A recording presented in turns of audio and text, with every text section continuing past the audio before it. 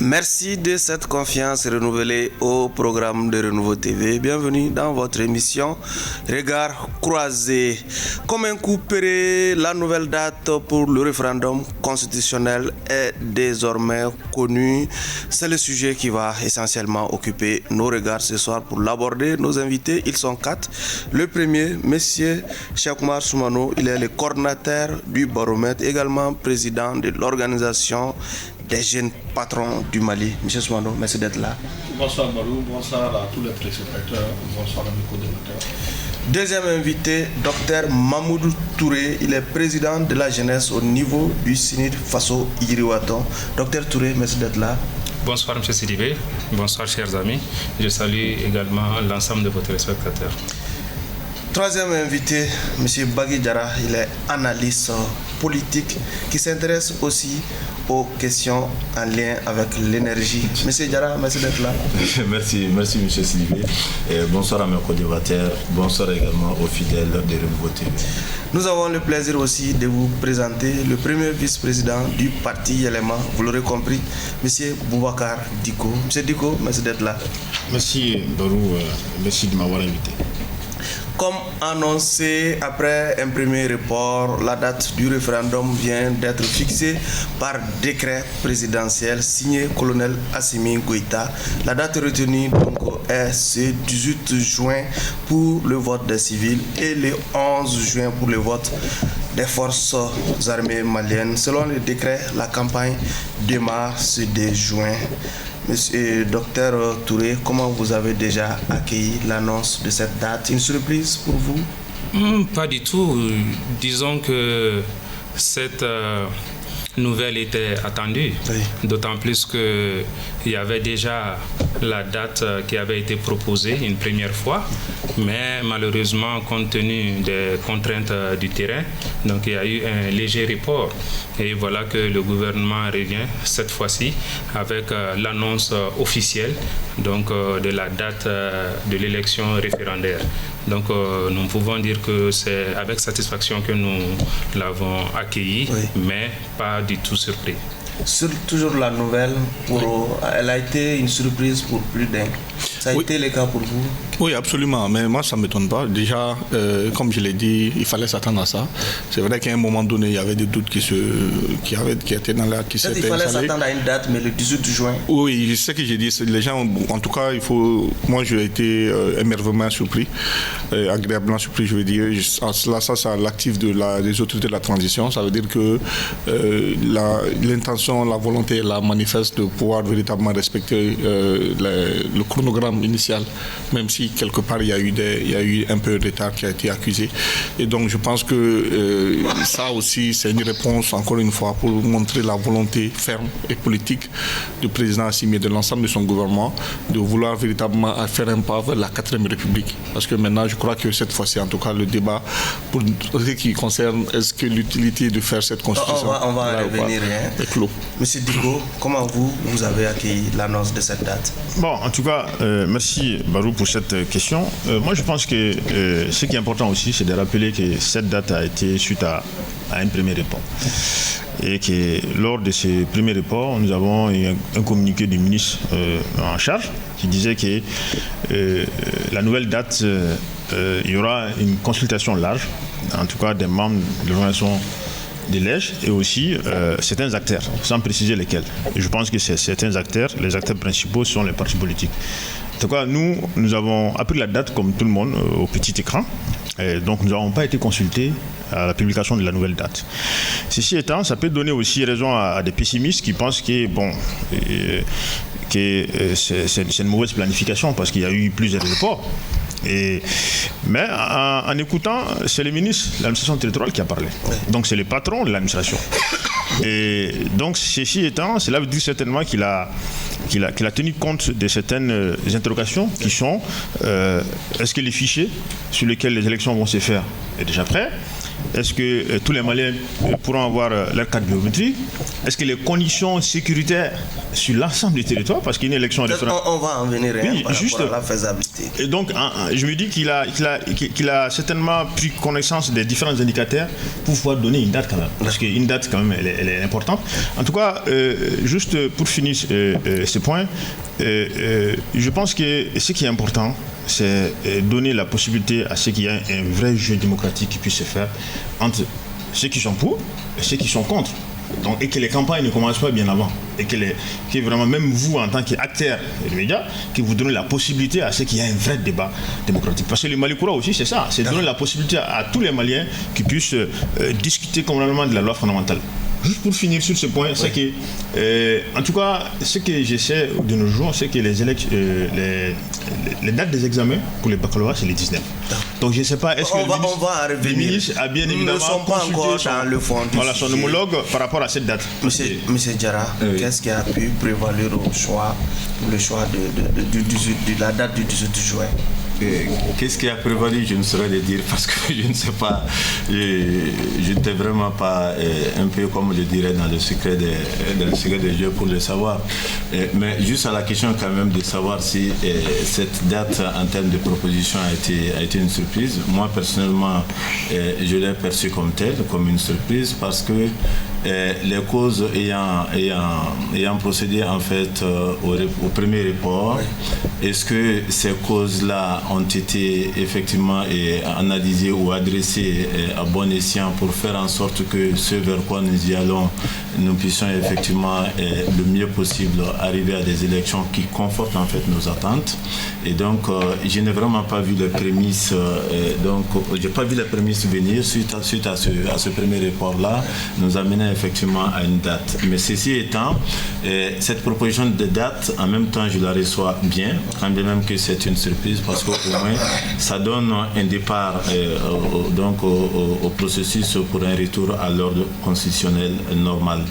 Mais maintenant dans le fond peut-être des échanges, il y a des choses aussi liées effectivement à cette date-là, parce qu'une chose est de la fixer et une autre est effectivement de pouvoir la respecter et d'arriver à adresser exactement ce qu'on voudrait en termes d'attente pour que finalement ces élections-là, ce qui en est attendu, nous puissions effectivement y arriver. Monsieur Dr Touré, Diarra l'a dit, l'enjeu de l'annonce de cette date, c'est le respect de cette date également. Est-ce que vous pensez qu'on a en tout cas toutes les données pour pouvoir respecter cette date cette fois-ci, surtout quand on a en tout cas été servi par un premier report? Oui, Barou, je l'ai dit, je n'ai pas été surpris. Et je salue d'ailleurs cette décision que tout Malien devait s'attendre après la finalisation du projet constitutionnel. Donc ce qui était attendu, c'était l'annonce de la date officielle. Maintenant, cela a été fait. Maintenant, ce qu'il faut dire, c'est qu'il y a des difficultés. Il y a certainement beaucoup d'inquiétudes qui sont là. Il y a des défis à relever. Et tout cela m'amène à dire et à penser que certainement, avec la volonté affichée des autorités, il est quasiment sûr que nous allons vers une bonne élection référendaire. Maintenant, il y a des questions, comme je l'ai dit, qui doivent être répondues en réalité. Les défis d'abord. Il y a le défi sécuritaire à relever. Parce que quand on parle d'élection, donc il faut arriver à atteindre un certain niveau de sécurisation du pays. Mais je me dis qu'à défaut d'avoir un niveau de sécurité optimal, il faudrait quand même arriver à sécuriser les élections à venir. Donc les dispositions sécuritaires doivent être prises exactement pour pouvoir sécuriser les élections à venir. Ensuite, il y a des questions d'ordre technique et pratique. je vais dire, la question de la disponibilité de la carte biométrique. C'est vrai qu'aujourd'hui, l'enrôlement, la distribution, la mise à jour des cartes pose beaucoup et d'énormes problèmes. Donc il faudrait arriver donc à résoudre ces problèmes-là, ne serait-ce que pour ce qui concerne les électeurs qui vont être amenés à voter. Il y a aussi la question de l'hivernage, c'est vrai. Nous sommes au mois de juin, donc pour la tenue de l'élection référendaire. Or, on sait que le mois de juin, c'est un mois où la majeure partie, surtout des ruraux, sont appelés au champ. Donc, ça peut... Sinon, en 2013, on a fait une élection au mois d'août, au mois de juillet. Oui, c'est pourquoi j'ai dit que c'est des défis à relever. C'est des défis à relever, ce n'est pas des questions qui remettent en cause la tenue de l'élection, mais c'est des défis que l'État, les autorités, le gouvernement et certainement les politiques doivent relever ensemble. Et enfin, il y a la question de la tenue du bac. L'élection se tient normalement donc la veille de la tenue du bac et du BT, je crois. Donc il faudrait que ces deux événements se tiennent dans pratiquement les mêmes endroits, dans les salles de classe. Donc il faudrait arriver donc à organiser ces mêmes choses là au même moment. Donc il y a ces défis là à relever, mais moi je suis confiant qu'à cœur voyant, rien d'impossible. Est-ce que vous partagez déjà ces défis énumérés par Dr Touré? Oui, moi je les partage et je les considère comme étant des appels à prudence, à l'attention des autorités. Ce n'est pas forcément, c'est pas que le fait que les défis ont été relevés qu'on ne peut pas les relever. Et je pense que déjà c'est engager déjà des réflexions pour véritablement en tout cas trouver les formules pour que ce référendum se fasse. Parce que en tous les cas, il est important qu'on le fasse. Comme je l'ai indiqué, la volonté, on assiste tous à cette volonté ferme des autorités en place d'aller vers une 4e République. Maintenant, par contre, quand on parle de mauvaise planification, je ne crois pas trop, parce que vous savez, même une très très bonne planification qui serait ne pas être critiquable peut aussi avoir un petit bobo. Et le fait qu'une date soit sortie et que beaucoup ont été surpris, je ne crois pas que cela soit une mauvaise planification. Ça, c'est de mon point de vue. Et je pense qu'il faudrait peut-être la mauvaise planification pourrait se situer au niveau de la date des examens aussi. Moi, je pense que, vous savez, généralement, ça va être difficile comment on appelle, d'approuver cette thèse de mon point de vue, car c'est quand même un gouvernement collégial où le ministre de l'Éducation, le ministre de l'enseignement, enseignement supérieur, le ministre de l'Éducation sont avec le ministre de l'Administration territoriale, ils discutent et je ne crois pas que ça leur a échappé. Et donc si vous voyez que ça a été proposé, sachant bien que c'est la veille des examens aussi importants que le bac, ça veut dire qu'il y a la faisabilité est là, qu'on peut faire ce travail-là. Et moi je crois qu'il faut faire confiance justement à cela. Il ne faut pas toujours voir une mauvaise planification par rapport à ces choses-là.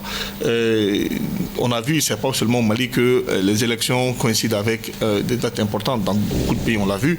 Même le cas de l'hivernage, vous l'avez cité également, au mois d'août, au mois de juillet, il y a eu des élections. Par contre, là où je vais insister, la beauté de ce référendum se traduira, c'est le taux de participation. Parce qu'au Mali, depuis dans les années 92, nous n'avons pas pu atteindre un certain niveau de taux de participation. Ça veut dire que les autorités doivent être interpellées. Quand on va aller vers le Mali croix, il faut que cela change. Et cela va nécessiter beaucoup de sensibilisation. Il faut que aussi la population puisse véritablement avoir cet engouement-là.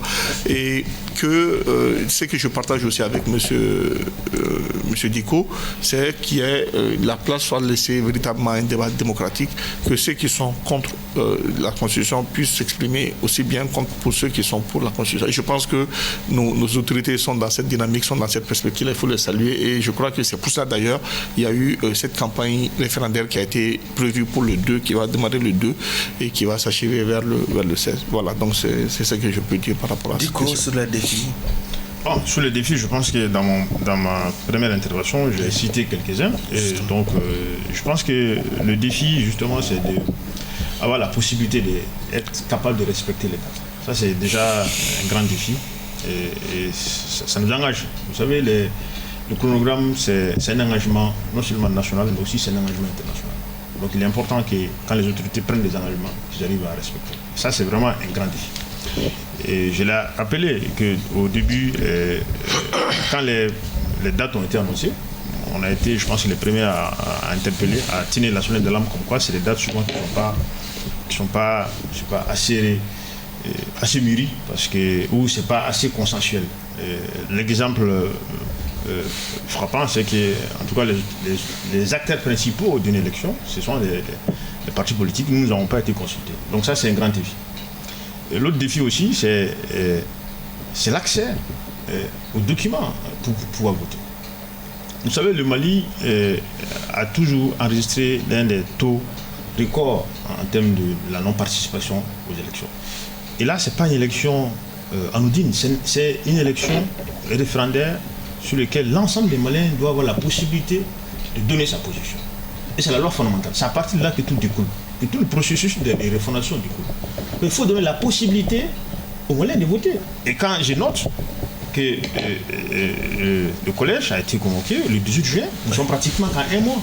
Et à un mois, quand je constate uniquement au niveau de ma commune, qu'aujourd'hui le taux de retrait ou le taux d'enregistrement au niveau quand même de la carte politique. Oui, qui doit faire office de carte d'électeur. Qui doit faire office de carte d'électeur, pas la loi électorale. Et n'est pas encourageant. Donc c'est là, et quand on essaie de faire une extrapolation à l'échelle de Bamako, il y a une similarité à l'échelle nationale, à l'échelle internationale. Donc ça veut dire que l'un des enjeux principaux, c'est de donner la possibilité à tous les Maliens de pouvoir voter le 18 juin. Et là, ça, c'est un grand défi majeur. Et cet indicateur, le Mali doit être mesuré par rapport à ça. Après, il y a d'autres défis logistiques, défis sécuritaires. Comme je l'ai dit, le ministre de l'administration territoriale, c'est le patron de l'administration. Donc, on suppose qu'ils ont tenu compte de tous ces facteurs pour pouvoir donner cette date. Et les 19, c'est les élections. Enfin, les 19, c'est les dates des examens. Et, en tout cas, dans ma commune et dans beaucoup d'autres communes, dans beaucoup de localités au Mali, les lycées ou les écoles, c'est là où nous faisons les élections. Et Dieu seul sait quand les élections, quand ça commence, les bureaux de vote on finit à 18h. Donc pratiquement on finit les décomptes à 20h. Dans la même classe. Et bien avant aussi, les fiches des élections sont affichées, je pense 48 ou 72 heures bien avant. Donc vous imaginez, on finit à 20h dans la même classe, l'organisation. Peut-être qu'il y a un incroyable talent au Mali pour pouvoir organiser à un laps de temps tout ceci. En tout cas, moi je pense que je crains encore un nouveau report, qu'on puisse ne pas donner la raison à des pessimistes qui pensent que toutes ces planifications ne sont pas assez mûries. Et donc voilà en quelque sorte ces grands défis sur lesquels je pense que les autorités de la transition doivent pouvoir mûrir réfléchissement et sans aussi mettre en branle le processus démocratique, c'est donner la possibilité à tous les Maliens de s'exprimer. Dans tous les cas, les incroyables talents ne peuvent pas en manquer au Mali. Diarra, oui. Les défis, en écoutant M. Dicko, est-ce qu'il n'y a pas lieu de s'inquiéter pour, en tout cas, la tenue de ce référendum à la date échue? Je pense que ce qui a l'air peut-être de faire l'unanimité ici sur ce plateau-là, c'est au moins qu'il y a des défis. Des défis, j'en partage également. Mais moi, je pense que quand on est dans une transition comme ça, où on a beaucoup de défis en face, moi, j'en appelle toujours en fait à un processus consensuel qui doit être en amont pour pouvoir avancer dans une certaine sérénité.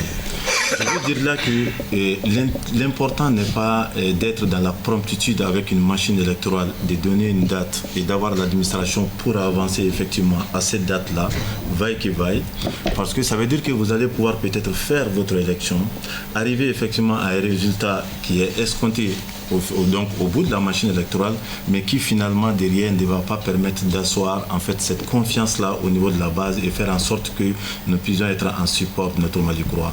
Donc c'est un point sur lequel je voudrais vraiment insister, en tout cas auprès des autorités. J'ai noté ici qu'on parle de leur volonté affichée c'est extrêmement important, mais que cette volonté puisse contenir le mieux possible un processus transparent, consensuel, qui veille chaque fois à ce qu'en amont, nous puissions effectivement faire un chemin consensuel ensemble. Mais en termes de défis, il y a un défi essentiel que moi je voudrais pouvoir dire, ça c'est par exemple la présence de l'administration, et pour être plus précis, la disponibilité d'une carte aujourd'hui, une cartographie électorale qui puisse pouvoir nous dire dans les circonscriptions concernées où est-ce qu'aujourd'hui, en lien avec l'aspect sécuritaire, on peut effectivement pouvoir être en mesure de tenir ces élections référendaires-là. De mon point de vue, c'est extrêmement important. Et là où c'est des localités à défi, et que nous puissions le savoir, et donc dans un processus consensuel, on peut effectivement avancer comme cela, et ça va permettre que l'issue des élections va être toujours apaisée, de mon point de vue. L'autre point que je voulais citer en termes de défis, c'est par exemple la présence et l'opérationnalisation de l'EIJ. Si on a fait attention, le ministre de l'administration territoriale, le ministre d'État, je pense que lui-même, dans son intervention, a mis en avant l'EIJ comme étant effectivement, si vous voulez, cette structure au cœur donc, de ces élections-là, et que l'administration effectivement viendrait en support, ce qui est une réalité. Mais donc ça veut dire que la présence et l'opérationnalisation de cette EIJ-là va contribuer à l'universalité en fait du scrutin, ce qui est extrêmement aussi un défi à considérer. En plus de cela, l'autre défi, ça a été partagé ici, la disponibilité des cartes auprès effectivement des électeurs. Et ça, c'est à mon avis quelque chose qui est vraiment essentiel aussi.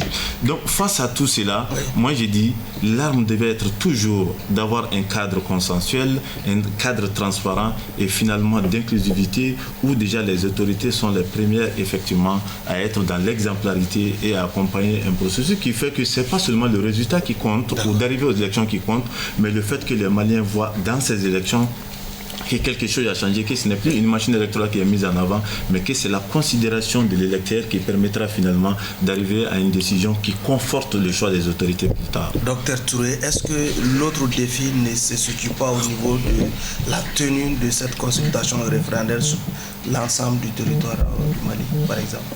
Oui, bien évidemment, c'est pourquoi on a posé le problème sécuritaire. Parce que si vous me posez la question de savoir si l'élection pourrait se tenir sur toute l'étendue du territoire national, c'est parce que vous vous posez certainement des questions sur la sécurisation donc, du territoire. Justement. Et c'est ce que j'ai dit. Et à défaut d'avoir un niveau de sécurité optimal, il faudrait arriver à sécuriser ces élections-là. Et je pense que cela est dans l'accord du gouvernement. Il est vrai que pour le moment, on ne peut pas dire que l'insécurité est à un taux zéro, mais on s'y approche véritablement. Des efforts sont en train d'être faits pour que nous puissions aller vers... Peut-être pour être concret, est-ce que vous pensez que ce référendum peut bien se tenir dans les zones contrôlées par la CEMA, par exemple? Bon, je ne pense pas que cela poserait un problème particulier, d'autant plus que la CEMA est partie prenante au gouvernement. D'autant plus que la CEMA... Sauf qu'elle s'est détournée du processus de référendaire, publiquement. Bon, ça c'est une annonce, mais maintenant on va voir d'ici les jours J ce qui va se poser. Ce qui va se poser comme acte sur le terrain. En tout état de cause, jusqu'à preuve du contraire, donc nous avons un État et l'élection référendaire étant un collège unique, donc l'État va s'efforcer de tenir l'élection sur toute l'étendue du territoire. Ça c'est quand même certain et on a l'espoir pour cela. Parce que c'est vrai qu'on a parlé des défis, mais ces défis-là, on ne les a pas parlé pour dire qu'ils sont insurmontables. Hein. On les a indiqués pour que le gouvernement y prête attention. C'est ce qui est notre intention. Sinon, ce n'est pas une mauvaise planification. Encore que, tous les défis qu'on a cités, on pourrait les relever. On a parlé du défi de la disponibilité de la carte et on peut trouver des solutions à cela. Et des solutions existent. Maintenant, pour le consensus, le taux de participation, je pense que cela fait appel donc, à la participation de tous les citoyens. Et quand on dit le Mali pourra mettre cela en application ou en œuvre, donc je pense que personne ne peut prendre le gouvernement à défaut donc par rapport à cette volonté-là. Parce que je rappelle quand même que l'annonce ou même la convocation du collège fait suite donc à une volonté exprimée du peuple lors des assises nationales de la refondation. Et c'est cet appel-là donc qui a été pris à bras le corps par le gouvernement et qui est en train d'être concrétisé. Donc on peut se dire que le gouvernement a la volonté donc d'aller dans le sens du désir, d'aller dans le sens de ce que les populations veulent donc pour leur avenir. Donc je pense que pour cela on peut être tranquille. Maintenant, le défi du taux de participation, c'est vrai que cela relève en grande partie du gouvernement, mais il faut dire que la grande responsabilité doit peser aussi sur la population, notamment ceux qui représentent la population, c'est-à-dire les partis politiques et la société civile, les associations de la société civile. Si chacun de ces franges de la société joue son rôle et si les populations sont mieux informées, sont mieux imprégnées des défis de la Constitution, je pense que rien ne pourrait les empêcher d'aller à ce vote-là de façon massive. Cheikh Oumar, oui. Est-ce que l'enjeu aussi, je reprends la question, n'est pas d'organiser ce référendum sur toute l'étendue du territoire en ayant en tête qu'il y a la présence des terroristes également dans certaines parties du Mali et aussi il y a de ces zones qui sont contrôlées par des ex-rebelles qui empêchent, même qui fait polémique lorsqu'un avion de l'armée malienne survole une des zones contrôlées par ces ex-rebelles. Oui, Barou, je suis parfaitement conscient de ce que vous relevez. Et aujourd'hui, ce que je retiens de ces débats, c'est que c'est vrai, il y a beaucoup d'éléments qui ont été relevés et qui, loin de faire peur aux gens, mais c'est plutôt pour amener le gouvernement à pousser loin la réflexion. Parce que c'est aussi, comme on le dit, un problème bien posé et à moitié résolu. Ça veut dire déjà, nous sommes en train de trouver déjà des solutions. Et d'ailleurs, les solutions sont trouvées. Quand vous écoutez les uns des autres, il y a quelques bribes de solutions. Mais ce que je voudrais dire, il ne faudrait pas qu'on se mette dans une posture de faire peur aux gens, en faire comme si c'était une planification qui est venue ex nihilo. Moi, de mon point de vue, je crois qu'il y a eu des consultations. Parce qu'écoutez, M. Diko, il semble être frustré du fait que le gouvernement n'a pas fait les consultations promises. Bon, je crois que la finalité, c'est d'avoir une date. Parce qu'à un moment donné, les gens doutaient même, est-ce que réellement il y aura eu ça? Et donc, quand on sort cette date, et moi aussi, ce qui me réconforte, c'est surtout le communiqué de félicitations de la CEDEAO. Ça, c'est déjà quelque chose d'important. Et donc, de ce point de vue-là, je pense que le gouvernement même sait qu'il y a et il a tout intérêt à respecter, j'allais dire, ce nouveau chronogramme. C'est vrai, il y a plein d'éléments qui sont là, mais je pense, en toute responsabilité, qu'ils pourront, en tout cas, autant que faire se peut, aller dans le sens du respect. Maintenant, c'est qu'on pourrait, à la limite, dire, il ne faut pas que les gens puissent douter maintenant de la bonne foi. Et moi, c'est que là où je suis d'accord avec le gouvernement et que je les salue, je les félicite, c'est vraiment cette volonté affichée. Donc, l'aspect surprise, c'est cela. Parce que, comme vous l'avez dit au début de l'émission, moi, en tout cas, personnellement, j'ai été agréablement surpris. Et donc, ça, c'est tout à l'honneur du gouvernement. Et j'espère qu'ils vont faire davantage cela en relevant les défis. Parce que quand ils sont interpellés de cette manière-là, ça veut dire qu'ils savent qu'ils n'ont pas droit à l'erreur. Surprise pour surprise, certains ont été surpris aussi de voir la CEDEAO se féliciter et même féliciter les autorités maliennes pour avoir fixé cette nouvelle date. Du coup, quel commentaire? Non, moi je pense que moi je trouve normal, en tout cas, la félicitation de la CEDEAO, parce que bon, en tout cas c'est un bon signe ce que fait le gouvernement en précisant, en convoquant un collège électoral, en donnant une date précise, maintenant en prenant les taureaux par les cornes, en s'appropriant du processus pour amener. Pour moi, c'est l'une des premières étapes du retour de l'ordre constitutionnel. Donc c'est vraiment à saluer, pas seulement que les autorités de la CEDEAO, nous-mêmes, nous les acteurs politiques, on salue. Ce que je l'ai dit, je ne suis pas du tout frustré. Moi, je parle des faits, ce n'est pas des suppositions, ce n'est pas de l'émotion, c'est vraiment les faits. Le ministre a son temps à communiquer qu'il va consulter les acteurs principaux. Et je pense que cela n'a pas été fait. Cela n'a pas été dans les cas d'espèce. Les acteurs principaux, je pense que s'il y a les partis politiques font partie des acteurs principaux dans l'organisation d'une élection, en tout cas. Donc cela n'a pas été fait. Donc si ça n'a pas été fait, il faut qu'on ait le courage de le dire. Parce que je vais vous dire quelque chose. Ce qui manque beaucoup à ce projet de constitution, c'est l'effet d'inclusivité. Comme monsieur l'a dit, la CMA ne se reconnaît pas comme beaucoup d'acteurs. Donc ce projet divise. Et c'est ça même d'ailleurs qui fait que aujourd'hui on se pose la question, est-ce que les élections peuvent se tenir sur tout l'étendue du territoire? Parce qu'on sait bien évidemment qu'il y a certaines parties de nos territoires qui s'échappent au contrôle de nos forces armées. Donc il va falloir, comme on l'a dit depuis un bon moment, lors de nos différents échanges avec les ministres de l'administration territoriale, dans le cadre de consultations avec les partis politiques, il faut qu'on ait le courage de se dire certaines vérités. Depuis 2013 jusqu'à nos jours, toutes les élections qui ont été organisées n'ont pas pu se faire sur tout l'étendue du territoire. Donc cela veut dire que même ces élections aujourd'hui ne pourront pas se faire sur tout l'étendue du territoire. Donc cela veut dire quoi? Qu'il faut qu'on s'asseye, qu'on discute, casse sur table, qu'on met en place un plan de sécurisation et qu'on se mette d'accord sur là où ça va se faire et là où ça ne peut pas se faire. Et ça, c'est un préalable. Et les premiers acteurs concernés, je rappelle encore, c'est les partis politiques, c'est la société civile, c'est tout le monde. Et ça se fait dans une démarche consensuelle. Ça ne se planifie pas comme ça ne se décide pas. Parce que c'est nous qui allons voter, c'est la population qui va voter. Et les acteurs principaux doivent être concernés. Donc ça, c'est vraiment un défi. Et ces défis sécuritaires, je pense qu'on doit les gérer de façon consensuelle. Même le cas de la CEMA, s'il y a une démarche consensuelle, s'il y a une démarche assez qu'on se mette d'accord sur la table et discuter, peut-être qu'on allait éviter ou faire des économies de certains communiqués. Donc ça, ce sont des défis, au-delà des défis de l'accès pour pouvoir voter. Moi, à l'heure actuelle, on n'a aucune garantie que tous les Maliens puissent voter. Et ça, c'est un enjeu fondamental. On n'a aucune garantie que tous les Maliens puissent voter sur tout l'étendue du territoire. Ça aussi, c'est un enjeu fondamental.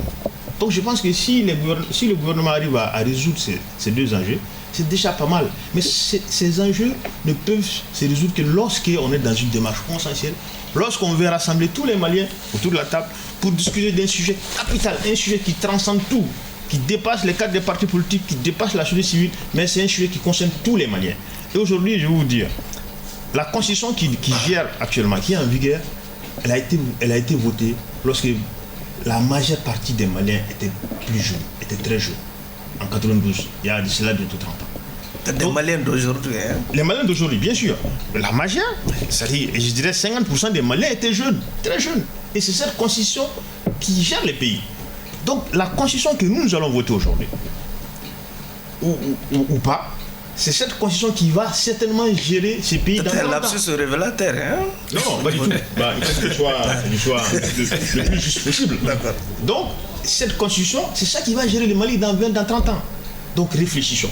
Faisons en sorte que tous les Maliens puissent être autour de la table, discuter, voir ce qui n'est pas bon, qu'on enlève, et ce qui est bon, qu'on aille ensemble. Une constitution qui divise les Maliens, c'est pas bon. Et aujourd'hui, ces projets de constitution, je suis désolé de le dire, ça divise les Maliens. D'accord. On parle de cette réaction de la CEDEAO qui se félicite de l'annonce de cette date et s'est dit disposé même à accompagner le processus. Non, évidemment que ça c'est quelque chose de bien, c'est quelque chose de bien, mais en fait cette félicitation de mon point de vue de la CEDEAO elle n'est pas déterminante, en tout cas dans ce que je suis moi en train de vouloir mettre sur la table quand je parle d'abord de dire que le consensus il est fondamental là où nous sommes, et je m'explique. En fait, le projet de constitution, je pense que nous n'en sommes plus à ce stade-là, mais nous sommes plutôt au stade de l'organisation en fait, du processus référendaire pour que finalement les gens aillent se retrouver dans ça. Et pour moi, ce n'est pas les autorités seules qui portent ça. Ça doit pouvoir se faire effectivement avec un peuple qui se retrouve dans cette dynamique-là. Et c'est pour cela que j'ai dit, d'entrée de jeu, un premier point du consensus, c'est aujourd'hui au moins être en mesure de dire voici la carte électorale de mon pays, en tout cas, ce sur quoi nous nous basons pour aller vers la date du 18. On serait en mesure effectivement de dire là où nous pouvons tenir, parce que là où l'administration est un préalable à la présence de l'EJ. Et c'est l'âge qui effectivement est si vous voulez, et qui est au cœur du processus. Donc si on ne sait pas dans quelle localité, dans quelle circonscription on est en mesure effectivement, en lien avec l'enjeu sécuritaire, de dire on peut effectivement tenir ici, là c'est des zones à défi, mais voici des mesures que nous préconisons, et là peut-être ça nous échappe. Est-ce qu'on peut se mettre d'accord sur ça pour aller donc à ce référendum-là, parce que nous sommes conscients que le référendum, le reçu est déterminant dans la suite de l'apaisement en fait de notre pays. Et donc, et de son retour à l'ordre constitutionnel, disons, pour avoir en fait des bases et avancer dans une démocratie, ce référendum-là, il faut le reçu. Et quand on veut le reçu, c'est avec tout le monde qu'on le reçu. Et donc, si on veut le reçu également, c'est de faire en sorte que, encore une fois, je reviens dessus, qu'ils ne sont pas simplement, si vous voulez, en fait, dans dans la dynamique de maintenir une machine électorale pour effectivement faire des élections comme d'habitude, mais de faire en sorte que cette façon de faire change, faire comprendre que les élections sont d'abord organisées pour le peuple et leur permettre effectivement de se retrouver dedans. C'est pour cela tous ces défis-là, effectivement, qu'on énumère, ce n'est pas dans le sens de faire peur, mais c'est effectivement dans le sens d'interpeller les autorités au-delà de la date, de faire en sorte qu'ils puissent avoir donc ce processus consensuel et inclusif. Parce que pourquoi? Même si on n'arriverait pas à tenir effectivement cette date-là, si les gens sont dans un processus inclusif et consensuel, on sait déjà pourquoi ils ne sont pas parvenus à tenir ça. C'est d'abord notre pays et on va convenir pour dire s'il y a un report, on fera ce report. Parce que c'est d'abord notre pays que nous mettons en avant. Donc c'est extrêmement important de comprendre cette approche-là et de ne peut-être pas rester à dire les autorités, elles ont affiché leur volonté, elles ont donné une date, on va y aller, c'est les défis, on les note seulement, mais on va y aller parce qu'il faut y aller. Moi, je pense qu'il faut véritablement faire attention pour ne pas retomber dans les habitudes en fait, dans les habitudes du passé. Dr Touré Djaral Adien, il dit que la réussite de cette consultation référendaire passe par le caractère inclusif même du processus. Déjà, le constat est là, une certaine classe politique, même de la société civile, opposé à ce référendum déjà. Est-ce que vous pensez qu'il y a ce risque de ante abana bis? Bon, moi je pense qu'on a déjà dépassé cette étape, premièrement. Deuxièmement, l'étape d'une plateforme contre ce projet déjà? Non, l'étape où on dit il faut l'inclusivité dans le processus. Oui. Je pense que jusqu'à preuve du contraire, le processus a été donc des plus inclusifs, à moins qu'on me dise qu'il faudrait aller dans l'unanimité, ce qui est quasiment impossible. Sinon, personne autour de cette table ne peut dire qu'il n'y a pas eu de consultation, de large consultation, même le cadre donc a pris part à la finalisation de ce projet. Donc on ne peut pas dire qu'il n'y a pas eu d'inclusivité dans le processus. Maintenant, il y a deux niveaux de décision. La convocation du collège, la date de la convocation du collège. Donc cette obligation-là incombe au gouvernement. Et je pense que le gouvernement prend ses responsabilités par rapport à cela. Maintenant, il reste le défi de la participation, du vote pour ou du vote contre. Et moi, je pense qu'on est à ce niveau-là. Si vous estimez à un moment donné qu'on n'est pas d'accord avec le projet, puisque le projet est déjà adopté, donc il faut avoir le courage donc, de dire « je vais voter contre ». Et on fait la campagne dans ce sens-là. Alors, si ce n'est pas le cas, donc on est d'accord avec le processus, on est d'accord avec le projet et on fait campagne pour. Moi, je pense que c'est à ce niveau-là qu'on se trouve. Maintenant, dire qu'il faudrait l'inclusivité, il faudrait qu'il y ait un maximum de participation, c'est ce que j'ai dit. Cela est tout à fait normal et c'est l'objectif recherché. C'est l'objectif recherché. Mais il ne faudrait surtout pas confondre inclusivité et unanimité. Il y a des regroupements qui ont dit qu'ils ne sont pas d'accord avec des aspects donc, du projet, mais ils n'ont qu'à faire campagne contre. Et de toute façon, une élection référendaire, c'est comme une élection, on a un choix à faire. Mais dire qu'il faut aller dans l'unanimité en ce moment, ça va être une formalité. Si tout le monde était déjà d'accord, donc est-ce que c'est la peine même d'aller à une élection ? Parce qu'une élection, quand même, ça veut dire faire le choix. Ça veut dire que tout le monde n'est pas d'accord. Et je suis sûr que même si on se met d'accord aujourd'hui, qu'avec toutes les associations, avec tous les partis politiques qui disent on est d'accord, mais le jour J, un seul citoyen peut dire qu'il n'est pas d'accord. Est-ce qu'en ce moment on va parler d'unanimité? Est-ce qu'en ce moment on va parler d'inclusivité? Donc je pense qu'il faudrait quand même sortir de cela pour qu'on puisse avancer. Aussi, il faudrait qu'on évite d'être pessimiste. À peine une date annoncée, des défis restent à relever, mais pour autant on ne peut pas dire que ça ne peut pas se tenir. Il faudrait faire des consultations pour voir si on doit reporter ou pas. Non, moi je pense que ça c'est pas malien, ça c'est pas du tout notre façon de faire. Il faut être optimiste, il faut préparer comme il se doit, essayer de relever tous les défis. Maintenant, au moment où on constatera qu'il n'est pas du tout possible, en ce moment on avisera. Moi je pense que cela est extrêmement important. Et dernière chose, on a parlé de que les gens se retrouvent pour que peut-être il y ait un plan de sécurisation. Non, un plan de sécurisation ne se prépare pas à 30 jours, à 40 jours de l'élection. Ça peut se mûrir, ça se conçoit, mais la mise en œuvre, là, c'est un plan. Si ça se divulgue ou si tout le monde est mis au parfum dès maintenant, et il faut être sûr qu'au jour J, ça va échouer. Donc, ça se prépare minutieusement et il y a des gens qui sont spécialisés dans ça. Et je pense qu'ils ne manqueront pas de prendre des dispositions pour que l'élection puisse se tenir. Monsieur Soumano, la date à peine annoncée, on a vu ce samedi une certaine association religieuse vendez-vous contre la laïcité et par extrapolation déjà contre le projet déjà. Oui. S'il y a lieu de craindre la naissance d'un regroupement comme celui de 2017 dénommé Ante-Abana. Oui, bon, moi je suis pour la démocratie et comme l'a dit Touré, le oui et le non, on est tous appelés à prendre un cas. Donc ça veut dire que ceux qui sont déjà leur posture reconnue, ils vont prendre le non. Mais par contre, ce que je voudrais relever ici, moi je comprends les inquiétudes des uns et des autres, mais il ne faut pas qu'on bascule dans le pessimisme, comme l'a dit Touré. Quand on parle aujourd'hui, c'est les 5 solutions qui ont été proposées. De mon point de vue, moi j'ai dit, il nous prouve ici que le gouvernement n'a pas cette solution. Par exemple, le plan de sécurisation, se mettre d'accord sur tel, on peut faire les élections dans telle localité, on ne peut pas le faire. Peut-être déjà que le gouvernement a ce plan-là. Ça, il est sûr. Donc, il faut quand même faire confiance à leur intelligence et faire confiance aussi à leur bon sens. Deuxième chose, le baromètre de l'inclusivité. Moi, je voudrais quand même qu'on me dise ici, c'est quoi ce baromètre-là? Parce que c'est vrai, à la limite, quand on ne veut pas, il n'y avait pas cette question d'inclusivité, ce qui a été fait là, comment on va l'appeler? À moins qu'on veuille l'unanimité, ça, ce n'est pas possible. Et donc, je voudrais quand même qu'on me dise qu'est-ce qu'on veut à ce stade faire. Maintenant, ceux qui ne sont pas d'accord, qui pensent que ce projet de constitution divise, et je reviendrai vers ça, donc à faire la campagne pour voter non.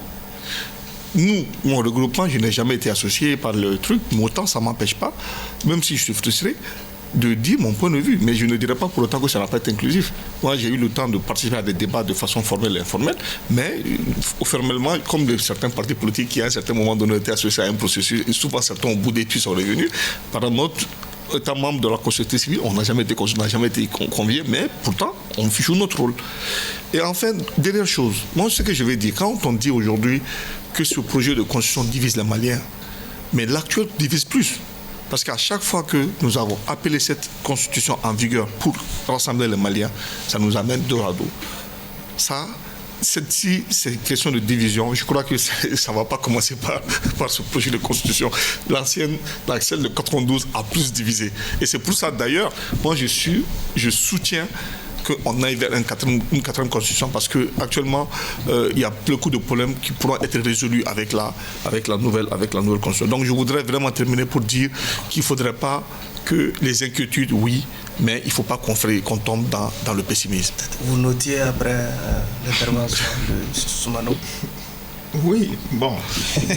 Non, en fait, je répondais par rapport à ce qu'il dit. Il met en doute l'actuelle constitution. Moi, je ne suis pas un pro de l'actuelle constitution. Ni contre. Il n'est pas le seul. Non, ni contre l'actuelle constitution. En tout cas, ce qui est un fait, qui est une réalité, c'est que l'actuelle constitution, elle souffre de la violation de tous les jours des acteurs. L'actuelle constitution, elle est violée tous les jours. Et ça, c'est inadmissible. pas que cette constitution, mais nos lois, nos principes, même les petites associations dans lesquelles ils se trouvent, souvent, les gens violent les principes. Même si nous mettons en place une quatrième république, tant qu'elle est violée, ça poserait un problème. Donc l'actuelle constitution ne souffre d'aucune, je ne sais pas de ce que vous appelez, mais là où elle souffre, c'est vraiment parce qu'elle est violée. Et d'ailleurs, parce qu'on fragilise nos institutions, c'est pour cela qu'on se trouve dans cette merde actuellement. Ça, c'est important. Maintenant... Toi, tu la violes?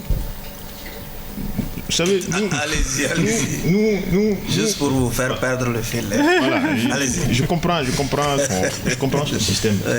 Et, en tout cas, ce que je voulais dire par rapport à ce qui se passe actuellement, c'est qu'il faut la refondation tant proclamée par les Maliens, le Mali croit, le patriotisme, ça doit se reposer sur des principes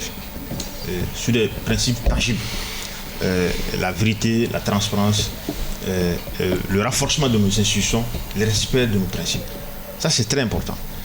Et aussi, le principe qu'on veut mettre en place, la démocratie, c'est on doit être capable de donner la possibilité à tous les Maliens de voter. Donc, je le dis encore, ça, c'est un grand défi qu'on doit relever. Et ça, c'est ça que les Maliens veulent. L'autre point aussi, sur lequel j'insiste pour dire que cette constitution, elle divise, c'est parce que, vous l'avez dit, ce matin, il y a eu une association, dont on ne va certainement pas dire le nom, mais qui s'est mis en branle par rapport à cette date. Mais il n'y a pas que ça. Il y a des fronts qui se forment par rapport à ça. Mais tout ça, s'il faut regarder en profondeur, c'est le fond qui divise. Ce n'est pas la forme. Je pense que les Maliens ont dépassé l'état de la forme. Est-ce qu'il faut, est-ce qu'il ne faut pas? Ça fait depuis bientôt 20 ans que nos autorités cherchent à aller vers la 4e République, en tout cas mettre en place une nouvelle constitution. Mais c'est le fond qui divise. Quand vous regardez, juste 2 secondes, quand vous regardez le fond, j'ai l'impression que peut-être M. Simonon n'a pas lu le fond de cette constitution. Quand vous regardez le fond, vous avez l'impression que nous avons un président limite roi, un président Dieu sur le Mali, qui est sur toutes les institutions, qui nomme les présidents de toutes les autres institutions. On a en plus pire, ce qui fait mal. Comme Simonon n'est pas un acteur politique, je le comprends très bien. L'une des causes qui a fait que nous sommes aujourd'hui dans la transition, c'est le tripatouillage des résultats des élections. Par une partie de l'administration territoriale, mais aussi une partie par la Cour constitutionnelle. Et aujourd'hui, on se permet de prendre ces pouvoirs et les mettre dans la Constitution, donner la possibilité à la Cour constitutionnelle de modifier les résultats des élections. Cela veut dire que, moi, en tout cas, c'est mon jugement personnel, j'ai l'impression que ce qui a été fait par rapport à ça a manqué de toute sa lucidité et de tout son bon sens. D'accord. Voilà certains aspects extrêmement négatifs, il y a certainement eu d'autres aspects positifs, bien évidemment. Un document n'est pas, c'est pas de la perfection, il y a des aspects positifs, des aspects négatifs, mais voilà des aspects aujourd'hui qui divisent aujourd'hui la classe politique, qui divisent les magistrats, qui divisent la société civile, qui divisent pratiquement tout le monde, qui divisent ceux qui ont pris les armes contre notre pays. Donc aujourd'hui, il est important que notre président, Assimi Goïta, prenne le lead, fixe les caps et rassemble tout le monde. C'est important. On est à un moment, en laps d'une décennie, pratiquement 3 coups d'État. C'est impensable. D'accord. Il a parlé des divisions nées des suites de ce processus, de lancement de ce processus référendaire. Est-ce qu'il y a ce risque de la naissance effectivement d'un front anti ce projet de nouvelle constitution? Je ne pourrais pas me prononcer sur un éventuel risque qu'il y ait une plateforme qui soit contre pour s'organiser. Ça peut arriver. Nous sommes effectivement dans une république où il y a l'état de droit aussi qui est là. Des organisations peuvent le faire. Mais je pense que ce n'est pas le fond de mon propos. Il y a un certain nombre de points que je voudrais pouvoir repréciser. Très rapidement. Ouais, notamment l'attention de M. Touré, peut-être même de Soumano. Je pense ici que j'ai clairement dit qu'il y a une distinction à faire entre le projet de constitution dont je ne parle pas ici et l'organisation du processus référendaire. J'ai clairement dit que quand je parle d'inclusivité, c'est au niveau de ce processus-là qui vient juste de commencer avec la fixation d'une date. Je ne suis pas en train de discuter encore du projet de constitution. quelque chose qu'il faut comprendre. Et quand je dis également, même s'il y a report, c'est qu'en termes de planification, lorsqu'on a beaucoup de défis en face comme ça, et qu'on a appelé à la rupture pour le bien du pays et pour le bien effectivement de son propre engagement en tant qu'autorité, on fait en sorte que on prévoit des éventualités. On y travaille sur l'objectif premier qui est fixé pour les reçus, mais on le reçut pour qui? On le reçut pour les électeurs et pour le peuple. Et c'est pour cela que j'ai dit, dès l'entame, quand on parle effectivement de carte électorale, je n'ai pas parlé de plan de sécurisation. La carte électorale a matière à dire, voici les circonscriptions, par exemple, totalement qui sont prévues à l'échelle du pays où on est appelé à tenir la situation, donc, du moins l'élection référendaire. Mais voici par localité ou par groupe de localités les enjeux qui demeurent ou les défis qui sont là. Ceux vers lesquels il y a les moins de défis, ça veut dire qu'on a des mesures également pour d'autres où il y a des défis. C'est là, ça s'appelle simplement donner la base du consensus et ça se fait sur la base également d'une transparence parce qu'on veut montrer aux gens où on veut aller. Je n'ai pas dit que le plan de sécurisation de dire que peut-être on va occuper ici, on va laisser ça ici, ainsi de suite. J'ai parlé d'une carte électorale qui, même en temps normal, est toujours sur place. Ce que je suis en train de vouloir dire, juste 2 secondes pour vraiment terminer là-dessus, c'est de dire ce qui est extrêmement important. Et je le rappelle, quand on est en face d'énormes défis comme ça, alors que ce qui compte, c'est vraiment la réussite, on fait en sorte que on gère le processus de manière à réussir et de faire en sorte que l'après-élection là, on puisse effectivement, quels que soient les résultats, indépendamment des résultats, qu'on puisse rester dans une certaine quiétude. Et c'est ce qui conforte en fait notre retour à l'ordre constitutionnel. C'est extrêmement important. Dernier tour de table, 30 secondes pour chacun. Docteur Touré, est-ce qu'on peut dire finalement avec le 18 juin que le 18 juin n'inspire pas seulement qu'en France? Bon, je ne suis pas un adepte de la politique française et le 18 juin ne me dit rien par rapport à la France. Vous pouvez peut-être éclairer ma lanterne. On a vu cet appel du 18 juin du général de Gaulle à partir de Londres quand même, qui a été un appel libérateur pour les Français. Bon, voilà que cela me... Il sourire maintenant.